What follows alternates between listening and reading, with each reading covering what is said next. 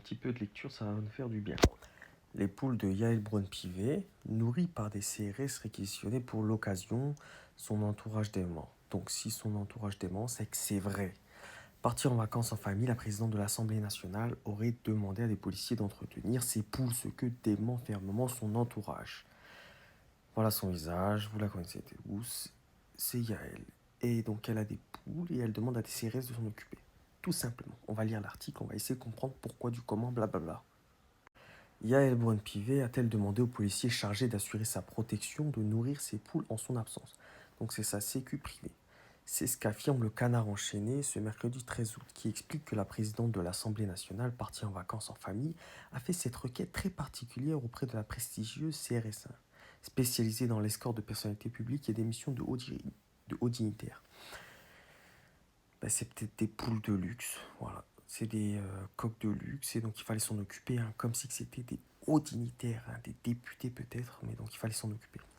Sollicité par le HuffPost, l'entourage de Yael Braun-Pivet dément fermement l'information. Ce n'est pas vrai, il n'a jamais été demandé ça, indique une source proche de la présidente de l'Assemblée nationale, élue dans les Yvelines. Je ne sais pas d'où sort cette information. Une enquête. Une élue de premier plan qui mobilise des policiers nationaux pour s'occuper de ces animaux de compagnie. Il n'en fallait pas tant pour enflammer la fachosphère. Extrême droite. Alors, qu'est-ce qu'ils nous disent? Donc, frontières, valeurs actuelles et France des souches, FD souches. Ça, c'est vraiment nos sites, nos articles de droite, d'extrême droite. Ils ont sauté sur l'occasion. Alors, qu'est-ce qu'ils ont dit? Dans un tweet assez peu élégant, le député RN Julien Audoul a estimé qu'il était grand temps de remettre le poulailler en ordre. Bon jeu de mots. D'autres ont fait le lien avec de récentes annonces gouvernementales qui paient. Vous savez maintenant pourquoi on veut vous forcer à travailler gratuitement 2 jours de plus. Alors c'est qui a dit ça? Le vice-président du groupe RN, Laurent Jacobelli. Alors la fachosphère se rallie du côté du peuple. Étonnant venant de l'extrême droite. Mais en tout cas, c'est un bon point pour remettre un petit coup dans la gueule de Emmanuel Macron et son parti politique, bien évidemment. Une protection renforcée pour Braun-Pivet.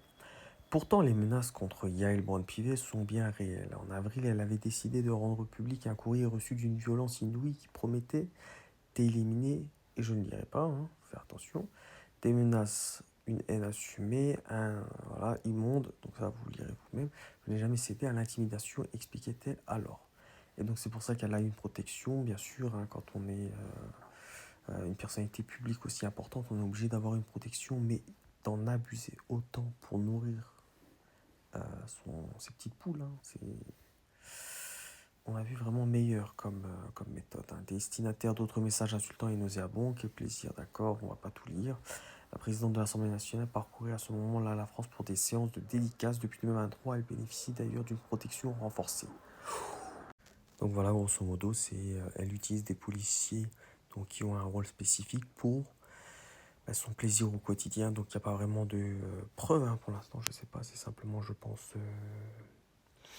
une connaissance qui a dû en parler, quelque chose qui s'est passé, mais en tout cas, bref, on en parle, on voit l'article, il démente.